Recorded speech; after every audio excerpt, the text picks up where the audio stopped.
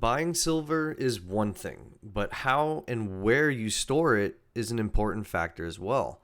Many new stackers overlook the storage, and doing so can lead to unintended consequences. Today, I'm going to explain the things that you should consider when you're storing your silver, and what I personally do, and how you can protect your stash from any damage, theft, and even the elements of time itself. So let's break everything all down here. Hi everybody, and welcome back to yet another video. So I want to talk about storing your silver and gold, and I mentioned about some of the consequences that you could experience if you do these things incorrectly. But before we get started, again guys, if you haven't subscribed yet to the channel, please do so. We are getting closer to that giveaway / live stream. I'm thinking that it could be on a Tuesday or Wednesday, maybe next week, or even the week after. I'm not 100% sure, but I know it will be on one of those days. It'll be on a Tuesday or Wednesday, just the way that my schedule lines up. So I'll let you guys know when we get closer to that. So it could be as early as next week, or it could go the week after. I think more likely than not, it will be the week after, but we'll see what happens. But again, if you want to participate in that giveaway, hit that subscribe button so you can be a part of it when it all happens. But for now, let's get back to the video. So what can happen if you improperly store your stash? Well, a few things can happen. You'll deteriorate the visual and quality or even the value of the coin because you have it exposed to the elements. You could potentially get your fingerprints on it. It can tarnish. All the dirt, oils, and chemicals in our hands when we're handling them can get scratches. There's a bunch of different possibilities that can happen. And one of them that's out of your control is milk spots. That's the cloudy white coating or splashing effect that you see like on the buffalo round here. It's technically a minting process, and there's nothing that you can do to prevent that. However, the round that you see here was purchased from my dealer, and they were a little bit roughed up when I bought them. So I don't know what the owner before me did, but they've definitely seen better days. But I'm pretty sure they're milk spotted. But if you compare it to this one here that I bought new on JM Bullion, it's nowhere near as deteriorated in visual appeal when you compare it to the other round. And here's a little side-by-side comparison to show you what a new one versus a kind of dirty used one, if you will, looks like. Now, there's always a debate on whether or not you should handle your silver with gloves or not. And I personally don't, and I know others have a very strong opinion on that, and I don't disagree with it. However, I don't handle everything. I mean, some of the silver you see on these videos are exclusively for the channel. I have other stashes put away that I don't really ever touch, and to prevent those issues that I'm talking about. So it may look like I handle every single bit of silver in my hands, but only a certain amount gets used for, I guess, quote, presentation purposes, if you will. I mean, I personally like handling silver by hand. It's more fun and engaging that way, but I 100% agree. If you should use some sort of glove if you're wanting to prevent any fingerprints, oils, or chemicals from hitting the silver. So let's talk about storing them. Well, there's many different options you can use when it comes to how to store your silver or gold.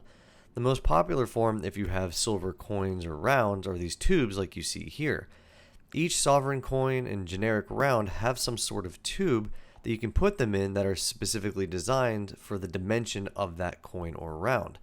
That's why these American Silver Eagles are in this green cap tubes and the generic Buffalo rounds are in these white ones. And they're great for limiting any air exposure and keeping things organized. The only thing with the tubes is that they can still get scratched, the coins that being, can still get scratched if they aren't completely filled. And even when they're completely filled, there's still some movement that goes on and they can still scratch and abrade one another. But that's really hard to do unless you violently shake them or they're just being tossed around. But sitting in your safe and pulling them out of the tubes now and then is not going to cause any significant damage.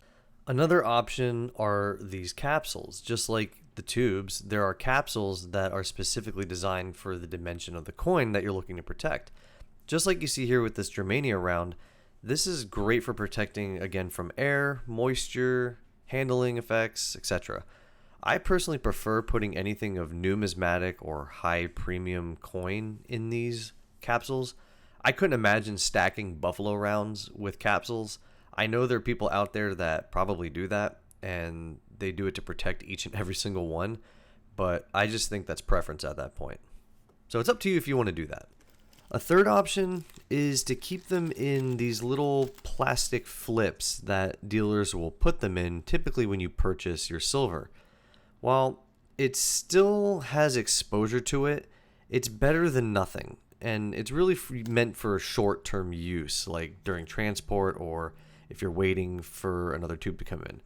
But sometimes they'll be sealed in plastic like this bar here.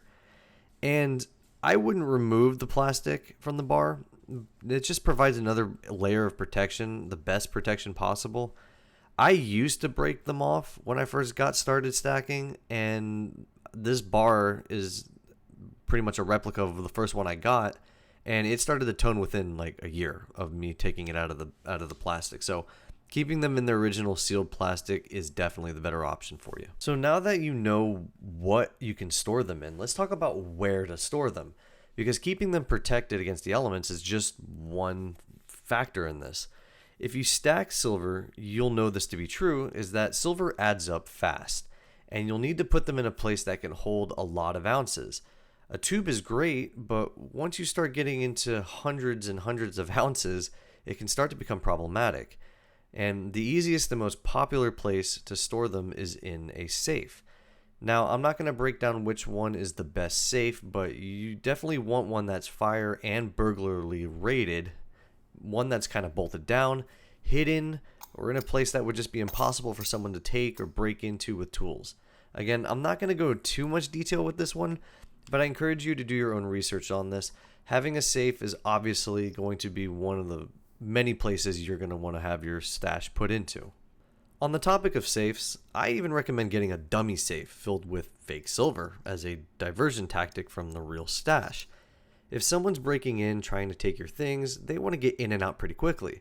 And I believe the chances of them grabbing a dummy safe that isn't bolted down in a place that someone would consider a normal spot are greater than them trying to take the time to rummage through and deal with a real safe. And having silver stored in a random place throughout the house, not in the bedroom, will make it even more likely that in an event something does get taken, not everything will. It's better to keep half of what you own that was in a random spot rather than storing it all in one place and then having it all being taken away from you. Now, I'm not going to reveal any places that I like to hide them because I do believe that others shouldn't know, and I don't want to give people ideas. But unless you do want to try to grab a small stash that's hiding in my overly aggressive German Shepherd's crate that he defends with his life, by all means, that's your choice. Also, keep your stash in a cool, dry, and dark location. Anything that's humid or warm will rapidly deteriorate the quality of that silver. And keeping silica gels or any moisture removing tools can help with that as well. Even storing them in ammo cans that are air sealed is a good option. And finally, there is one more option you could consider, and that's vaulting or using a third-party storage system. Now, I personally will never use that, and I wouldn't want someone to have a sort of ownership, if you will, on my stash, because we saw what happened with the Oxford Gold Group a bit ago.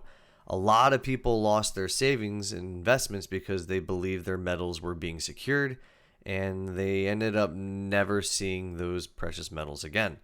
So to me, it's kind of a control thing, because in stacking, we always say, if you don't physically hold it, you don't own it. With that being said, guys, let me know what you think. How do you store your silver? Drop those ideas in the comments down below, and I will see you all in the next one. Bye-bye, guys.